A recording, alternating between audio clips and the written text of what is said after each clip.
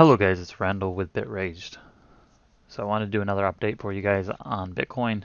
We've had a lot of requests. A lot of people are anxious over the weekend to hear an update, some ideas on maybe what's going on. First of all, happy Sunday. Hope that you're having a great weekend. And for those of you who have a day job, enjoy the rest of your weekend before you have to go back to work. But today we're going to, like I said, talk about where Bitcoin is at, kind of what's going on, some interesting things, pretty much in line with what our previous videos, especially the last one, was basically anticipating. So we're still basically on track for that same scenario, and I will show you a few things in a moment. So I have my little guy on the unicycle here, and his leg fits in line with where we are right now. So it was kind of interesting. I wouldn't take that with too much whatever, but I thought that was interesting. So there's some interesting things that we need to be aware of where we are at right now. This situation that's going on here is really a ridiculous situation of FOMO versus whales. And what you have is whales making fools of FOMO buyers. That's all that's going on right now in the market. If you look at the order book, you'll see walls, and I'm going to show you. There's this person right here, 70 Bitcoin, has no intention to actually buy 70. They've been raising it. It was started at 40. It's up to 70 now. They keep raising it. It's basically a way to artificially inflate the market with a false hope so that FOMOs will buy in. There's another one for 12.8, most likely no intention of fulfilling it. These smaller ones are 2 to 4. Most likely those are just people who really believe this is the bottom and are trying to buy in. But that's not an order that's going to be filled. They have no intention of seeing it filled. On the other hand, what you're seeing in the sellers, or we have been seeing, is a little bit of panic coming in, and you can tell these are panic sellers based on what they're selling, ridiculously small amounts, and it's just a sign of people who are really kind of skittish. This is what we're afraid of. When this picks up, we're going to be in trouble. Bitcoin's going to drop. So this pattern that we're seeing here looks very deja vu to this here, and then you might look at it and say, yeah, but we went up from there, right? We rose over $1,000. Yeah, that's true, but it was an artificial pump.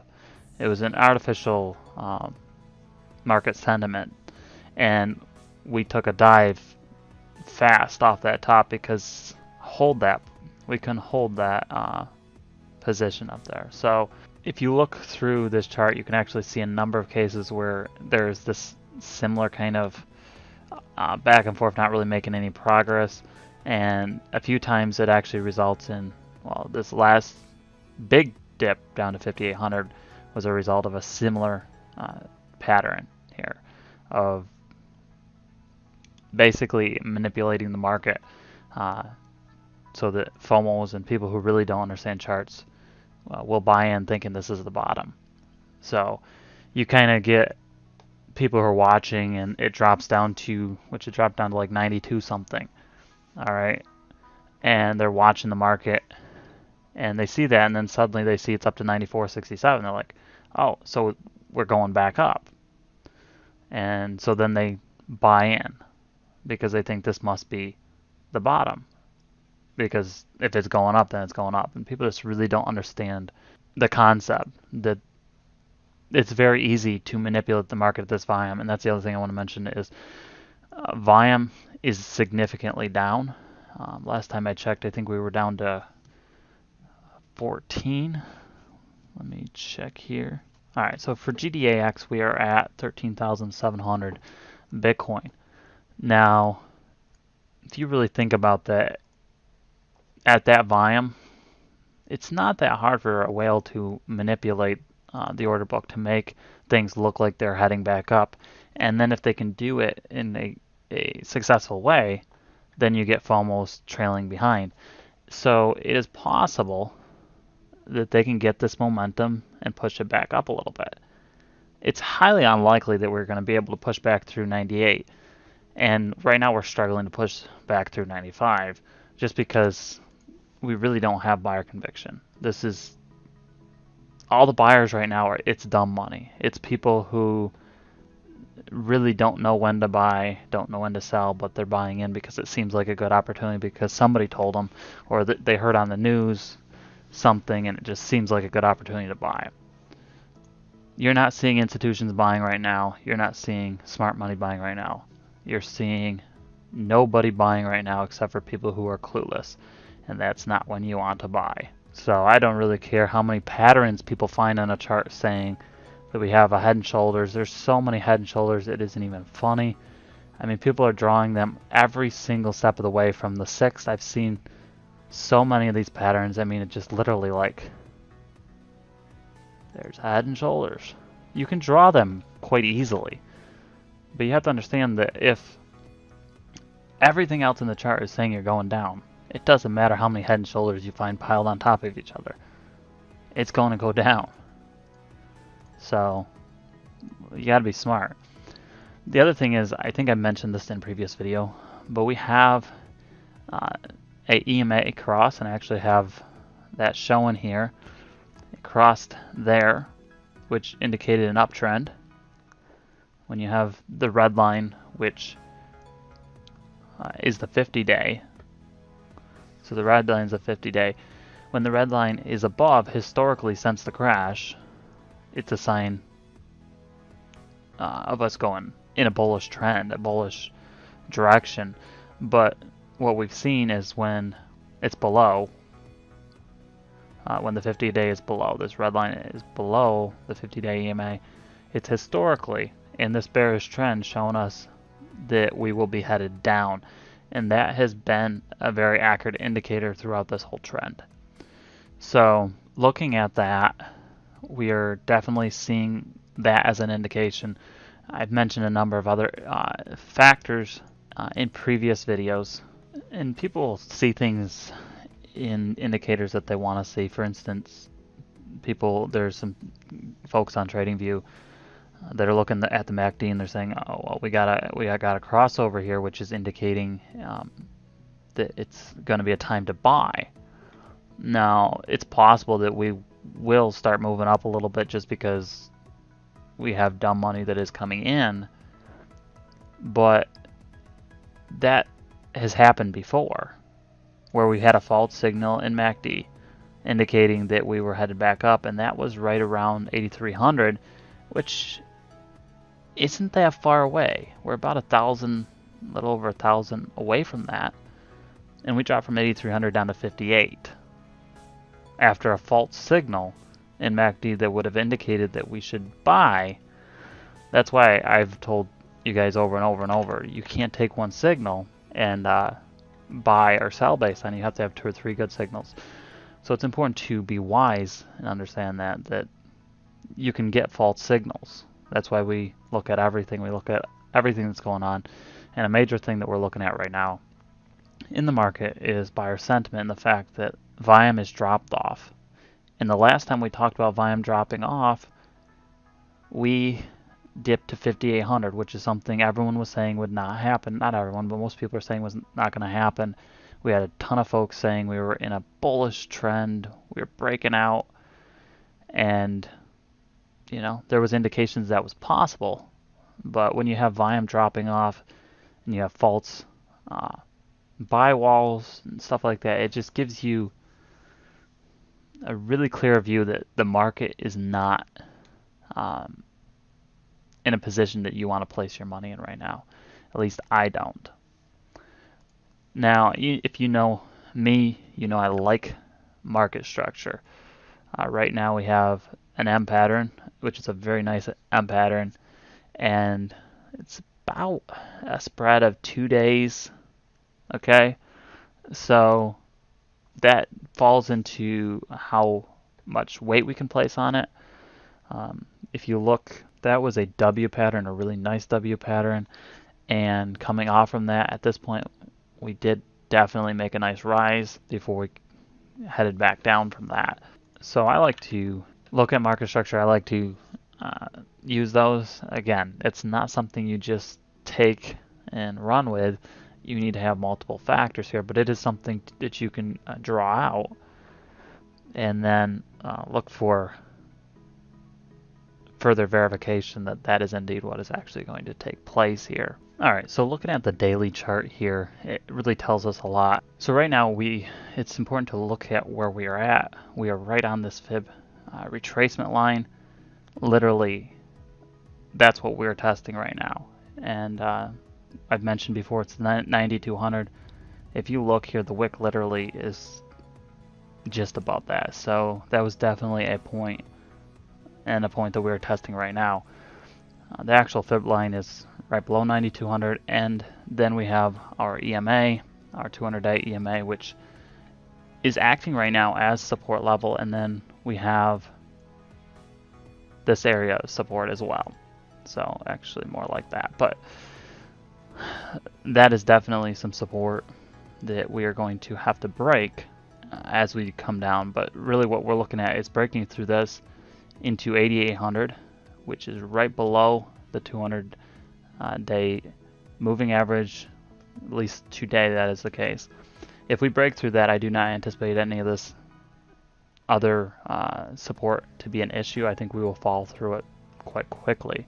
So basically where we are at right now, we are still seeing what appears to be the continuation of our bull trap. For that to be invalidated and proven wrong, we really need to turn around, break through this area. That's really what would need to happen. We literally have to break back through our 12, which is 12,000 is huge resistance right now. Then break through right around 13,000, which is our next fib retracement line. Well, above 11. What is it? 11,200 about. So that's really what we'd have to see to invalidate the idea of a bullish, or bull trap. Otherwise, that appears to be exactly what's happening. Now, I know there's a lot of people that want to push back up to test 11,000, and a lot of people are predicting that. We do not have the volume to do that. We do not have the power to do that right now. And at the current trend that we're in, if we do that, we're only going to see sell-offs. Most likely, we're only going to see sell-offs at that point, and then come back down, because there just really isn't the buyer sentiment, the buyer conviction in the market right now. It's just missing, and people miss that. They think if you just draw enough patterns or enough, pictures, then the chart just does what you want. But without that buyer conviction, you're not going to go anywhere. Bitcoin can't go anywhere. So the movement we're seeing right now is false hope as far as I'm concerned, and I think we need to be aware of that. So we need to watch this line area here and expect that eventually we're going to break through that, probably fairly soon. I would anticipate that happening, and then once we do that, I really am anticipating below the 8,000 line, or below the 8,800 line, we are going to see some decent panic selling coming in, which is what I believe is going to drive us down to potentially retest our 5,800 low. Now, if that happens, that's going to give us a good support and most likely a good buyer conviction to bounce off of and head up to potentially break out of this correction. So that's what we're looking at to happen. That's what really needs to happen right now. Okay, so another thing that we are looking at potentially, and this is something that I agree with, I saw on TradingView somebody had mentioned this, and that is the possibility that we are seeing a bearish flag. And if you look at, this is on the daily, this is a period of about, you can say between the 5th and the 7th, it really doesn't matter, until now, which is the 25th. That's a long period. To have a bearish flag play out that long, and if this is a legitimate flag, then we are looking at a significant drop, potentially below 5,800. I mean, a flag of this size would generally indicate a large drop. Pretty much, something we can anticipate if this plays out as a complete bearish flag. Now, there was people who saw this as a bearish flag. Obviously, from that point, we had a significant drop. I mean, it was 17,000 to 5,800. So obviously, that was a significant bearish trend, bearish drop off. I think you could debate on whether it is valid, although in my opinion, it does pretty much fit the requirements and the rules to be a flag overall. And it really depends on who you ask whether they're going to take that at face value. It really doesn't matter because obviously we know what happened and we know that there was a bearish trend. So we could just say based on history, it fits because that's what happened. But as far as I'm concerned, this one here definitely fits really, really well. And if you look at just the setup we are in, we are on the 23.6 resistance or 23.6 Fibonacci retracement line. We're right above our 200-day EMA, and I'd mentioned in other videos there's some huge bearish divergence to look at. Volume is down significantly, and we are seeing, in spite of volume down, we're seeing an attempt to inflate the market with false hope in an effort to push it up again. So there's a lot of indications that we are definitely headed down again, and some of the indications, if you take them at face value, would indicate we should be heading below 5,800. I'm still not ready to make that call.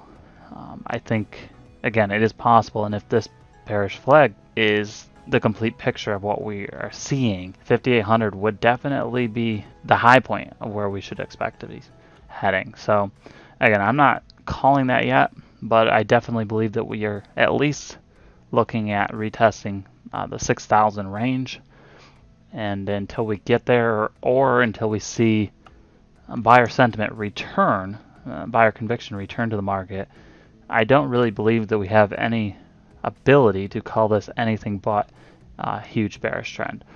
So anyone who is calling this anything but bearish really probably doesn't do any real world trading, because it's ludicrous to actually say something like that. So we're in this bearish trend still. We are anticipating it to continue down. Pretty much where we're at, and again, this is pretty much the same as the previous video. I added a couple more things. I didn't mention the bearish flag before, so if you're interested in my other indicators that I looked at, such as the bearish divergence, please look at my previous videos and you can check those out and see what I mentioned in those as well. But definitely just looking at where we are at as far as even the crossover on the 4-hour here of the 200 and the 50-day moving average. When you see in the history from this drop, whenever that happens, it indicates a downtrend. It's not a good sign in the past. And so, again, if you're looking at all the factors, you're looking at everything the chart is saying, the indications definitely lean bearish significantly at this time is still. Now, as I've been taking the time to do this video, I had to pause it a couple different times because things came up. So the price actually returned to, let me see here, it was 95.60, 67, something like that. So the price has gone up about $200 here since I was starting the video. And some people see things like that and they're like, well, now we're bullish. And I think people get too carried away watching a few $100s in price change. And they'll see a few 4-hour candles and they'll see that as an indication that we're bullish. It's important to understand on the 4-hour, if you want to call that bullish, fine. Let's call that bullish. All right. We'll say that's bullish. All right. If that's bullish, these two moving averages we just crossed under are now huge resistance. So, it's going to be very hard for us to push up above that area again, especially with the volume we're at.